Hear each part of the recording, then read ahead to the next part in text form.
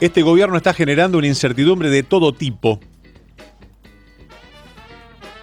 ¿Quién dijo esto? Bueno, quiero charlar con Eduardo Amadeo, que es productor agropecuario y exdiputado de la Nación. Habló este jueves tras la visita de la mesa de enlace a la Cámara Baja, en la que la oposición se comprometió a dar marcha atrás con las retenciones. Uno de los grandes temas de la República Argentina, las retenciones con el campo, la relación con el campo, el tratado de los commodities. Ahora se suma el tema del combustible, el diésel.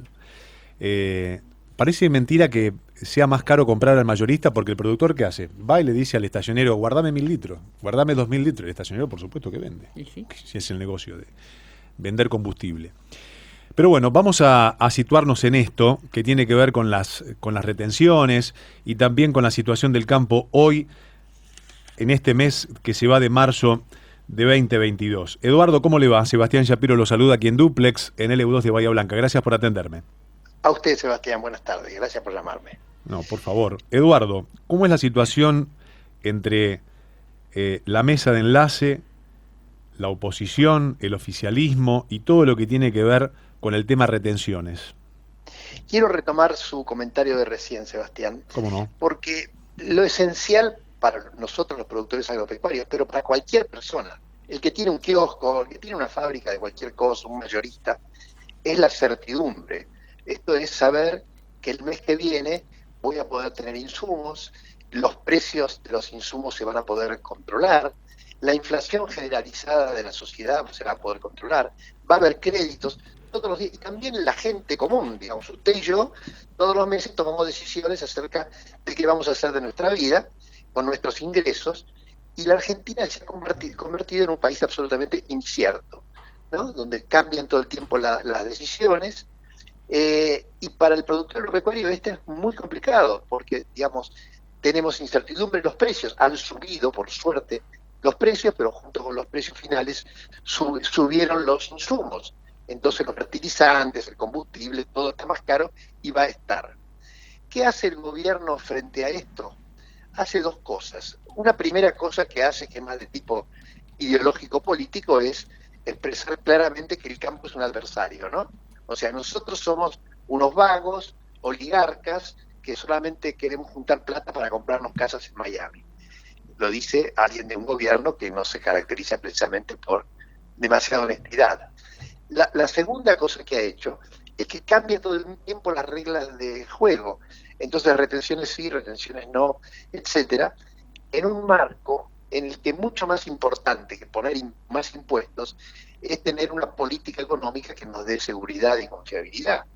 Entonces, así es donde estamos hoy, sin saber qué hacer, y la mesa de enlace y nuestros directivos, digamos, nuestros representantes, están planteando esto con mucha dureza, igual que los legisladores de Juntos por el Cambio, que se están plantando frente al gobierno, ¿no? El tema es el destino de lo que se recauda, la cantidad que se recauda, el momento en donde se recauda. ¿Cuál es el punto de inflexión donde está la conversación de este tema? Yo no sé exactamente, porque no sigo en detalle lo que están conversando. Al principio, la mesa de enlace lo que está diciendo es no, basta, o sea, basta. Ustedes dijeron que no iban a subir, que no iban a aumentar más el peso sobre el campo, y han roto este acuerdo. Segundo, respecto de dónde va a ir lo que se gasta. Teóricamente, aumentan las retenciones a la soja, a la harina de soja y demás, para formar un fondo con el cual se va a compensar el precio del trigo para los productores. El pequeño problema que esto tiene es que el precio de la harina es un valor mínimo dentro del precio del pan.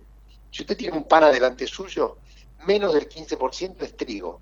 El resto es impuestos, transporte, la ganancia del panadero, el combustible, etcétera. Entonces usted aumenta, le da una compensación al precio del trigo, y el impacto sobre el precio del pan es simplemente mínimo, ¿no? Entonces, ¿qué van a hacer? No lo sabemos. Lo que estamos claros es que no les va a servir para nada. La semana pasada charlé con el presidente de la Sociedad Rural Argentina, con Nicolás Pino, y hizo hincapié básicamente en dos cosas. Primero, en no cortar nunca el diálogo para porque un paro o un tractorazo no le sirve a nadie. Quizás sí sirve para levantar la voz, pero un rato, pero después hay que continuar dialogando para llegar al punto donde se quiere llegar. Y cuando le pregunté cuál es el punto donde se quiere llegar, es eliminar gradualmente las retenciones hasta que desaparezcan por completo, que haya un equilibrio. Y ahí le quiero preguntar a usted cuál es el equilibrio de la conversación en los conflictos que mantiene el campo con el gobierno nacional. Yo vuelvo sobre algunas palabras que recién usé, ¿no? Que es previsibilidad, o sea, poder saber cuáles van a ser los precios. El gobierno tiene que sentarse con el campo y mostrar lo que se llama la matriz de costos. Pero el gobierno dice que hay un diablo, está Belcebú, está sí, con el tema de la inflación, y se lo dijo a alguien en Estados Unidos y lo miraron como diciendo, ¿cómo que el diablo? Claro, eso es Entonces, si usted le pide previsibilidad a alguien que dice que la inflación es producto del diablo, bueno. Pero mire otra cosa más, usted puede pedirle previsibilidad a unos señores que dicen que los productores del campo son como las familias que se iban a Europa. ¿Se acuerda esa historia de que las familias argentinas oligárquicas se iban a Europa con la vaca para tomar leche durante el viaje y llegaban a sus palacios en Francia? Esa es la concepción que tiene el gobierno de un sector que le trae prácticamente todas las divisas que necesita, que hoy día está formado por explotaciones que tienen un tamaño promedio de 500 hectáreas. La gran mayoría de ellos hijos de chacareros que han ido progresando en el tiempo, pero para ellos nosotros somos unos oligarcas que solamente queremos gastar más y comprarnos casas en Miami. Mire quién lo dice, ¿no? ¿Quiénes tienen casas en Miami? Entonces, este es el punto. Yo lo entiendo al presidente de la sociedad rural, que le resulta muy difícil conversar con alguien que se le sienta al frente y dice, usted quiere ganar plata para comprarse una casa en Miami. O sea, digamos que la conversación del otro lado, cuando hay un planteo por el lado del campo, del otro lado reciben una contestación lo más parecida, no a una solución, sino a un relato. Y a una agresión. O sea, yo no... Bueno, a ver, el presidente está hablando de guerra contra la inflación, está hablando de diablos. Fíjense cómo caracteriza a la sociedad. La inflación no tiene destino, el tema de inflación en la Argentina, si no hay un plan económico ordenado. Hemos nosotros ayudado ahora a que no caigamos, cuando digo nosotros, el fondo del Juntos por el Cambio, hemos ayudado a que no estemos hoy día en default, lo cual sería un desastre espantoso, ¿no? Imagínense lo que sería en Argentina con el dólar, no sé, a 400 pesos. No caímos en default. Y lo hemos dejado al gobierno que trabaje su programa con el Fondo Monetario, que vaya a cumplirlo, etcétera. Pero con el nivel de desorden interno que tienen, las peleas de Cristina, Máximo Kirchner y demás, lamentablemente lo que tenemos por delante es incertidumbre. Y entonces la economía se desordena y la gente sube los precios por las dudas, lo cual es muy comprensible. O sea, muchas de las personas que están escuchándonos, que pueden tener una panadería, un kiosco, una gomería, etcétera, cuando ven cómo viene la mano y el desorden, dice, yo aumento porque no me quiero quedar atrás. Claro. Y si el gobierno no consigue ordenar... Aumento por las dudas para cubrirme. Efectivamente, lo cual es comprensible porque tienen familia, hijos y tienen una empresa que cuidar. No es que son unos diablos, pero si el gobierno no consigue ordenar su plan económico, esto va a ser muy duro. ¿Y se sientan y se preguntan cómo se ordena un plan económico en este contexto? Y deberían hacerlo, digamos, deberían tener clarísimo cuánto van a emitir, hacer alguna propuesta de reducción de gastos del Estado. O sea, todos los días vemos que se crea una secretaría nueva, que nombran gente, decir, vamos a terminar con este tema de los gastos enloquecidos y vamos a frenar esto. Está bien que se sienten a conversar con los productores porque ellos les van a dar ideas, pero si no hacen un esfuerzo por bajar el gasto, el déficit, el Banco Central tiene que seguir emitiendo y por lo tanto le pone nafta al fuego, ¿no? Uh-huh. Y desde usted se sienta con sus pares, productores agropecuarios y también gente vinculada a la política, y si estuviesen al revés, ¿no? Uno trata de ponerse en el lugar del otro. ¿Qué harían?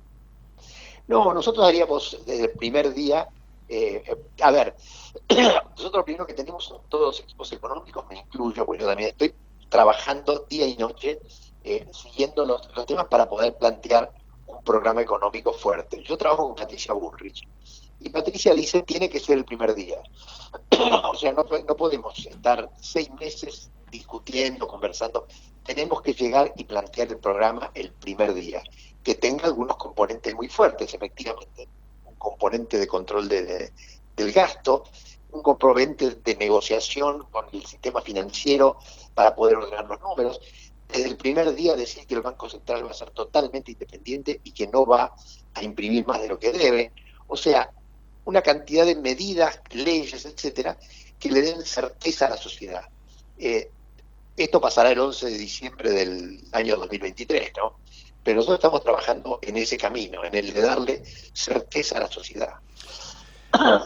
Hace mucho que no hay certeza en este país, décadas, ¿eh? Mire que han pasado gobiernos y no se le encuentra la vuelta. Y eso es preocupante porque, independientemente del color que ha gobernado, porque se echan las culpas, no, porque en el gobierno de Macri económicamente fue un desastre, miren la herencia que nos dejó entonces la pandemia.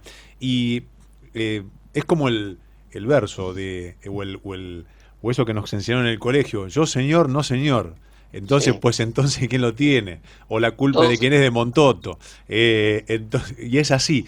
Y ya llevamos, yo tengo 48 años y llevo, desde que uno empieza a estudiar, a consustanciarse con estos temas, veo índices que no se pueden bajar, 30% de pobreza. Bueno, ahora hay más, ¿no? Hay 20 millones de pobres, 5 millones de desocupados, el 45% que no termina de escolarizarse o no termina la secundaria. Entonces digo, y algunas veces me pregunto, ¿hay ineptitud, hay connivencia, es funcional? ¿Le conviene a varios que haya inflación realmente?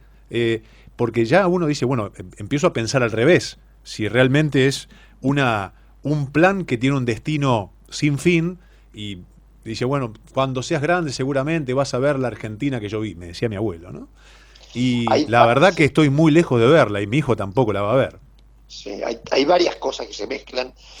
No tenemos tanto tiempo seguramente, pero mire, hay varias cosas.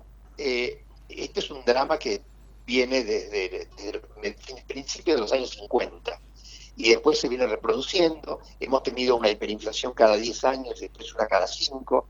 Un país que tenía 5% de pobreza hoy tiene 40 y sigue creciendo porque hay cosas que se repiten todo el tiempo. La primera que se repite todo el tiempo es este delirio de que se puede gastar sin límites. Entonces todo el tiempo inventando algo nuevo que hace que el gobierno se endeude cuando no puede pagar más las deudas en el exterior, hay una devaluación. Eso lo hemos visto reiteradamente. O sea, la lógica de que sobra y que por lo tanto podemos hacer lo que queramos.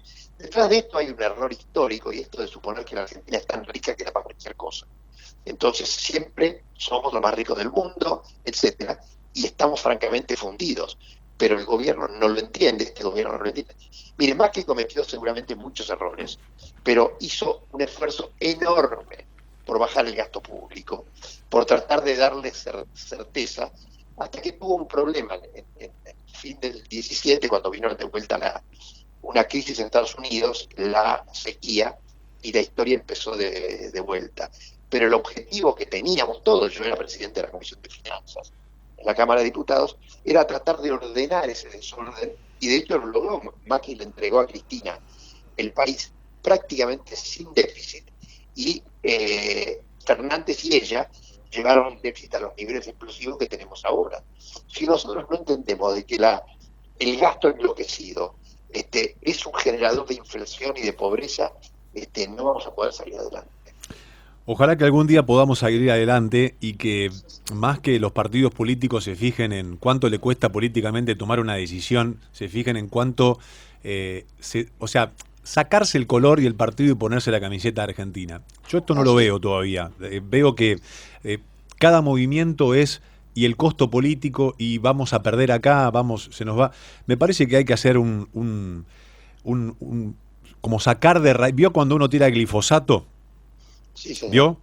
Sí, señor. Hablando del campo y tiene Sí, que señor. realmente hacer el suelo de vuelta y se tiene que que ajustar mucho el cinturón por lo menos un tiempito. Me parece que nos falta. Achicar el gasto público, claramente que sí, porque es algo ya desmedido, es el impuesto del impuesto del impuesto para bancar un elefante gigante. Pero me parece que, desde mi punto de vista, me parece que falta ese esfuerzo. Ojalá que algún día se dé, lo podamos ver y seamos funcionales para no administrar pobreza ni corrupción, sino para administrar un poquitito de luz de crecimiento, ¿no? Eso Sin sería... duda. Mire, yo quería contar al final que hace una semana fui a tomar un café con Patricia Bullrich y venía demolida porque había ido a Córdoba y se había encontrado con una señora que llorando le dijo: acabo de despedir a mi tercer hijo, el último, tengo 4, me queda 1, ya se me fueron 3, llorando. Patricia también estaba demolida y a mí ya se me fue 1. De los 5 que tengo, 1 se fue. Y la verdad que es desgarrador ver que nuestros pibes sienten que no pueden vivir más en Argentina. Así que lo que usted dice yo lo comparto absolutamente y tenemos por delante un desafío ético, moral, emocional muy importante, ¿no? Bueno, ojalá que se pongan todas las fuerzas por ese camino y transitemos el camino de empezar a crecer con con el costo que haya que pagar, pero empezar a crecer. Eduardo, le agradezco infinitamente que me haya atendido, le mando un abrazo y que tenga una excelente semana.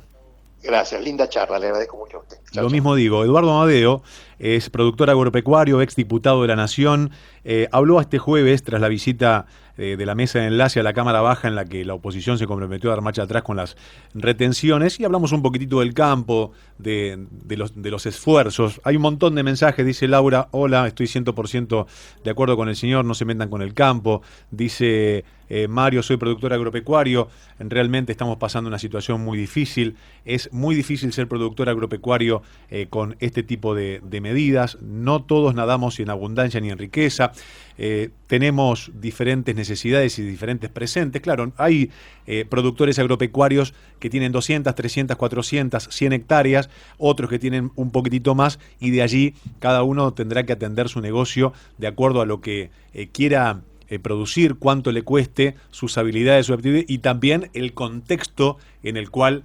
se vive, el cual ya hace muchos años, como lo decía Eduardo y como ustedes lo pueden ver, no es el mejor, con el potencial que tiene la República Argentina. Una frase que ya se viene escuchando: qué potencial tiene la Argentina, qué bárbaro, pero administramos pobreza.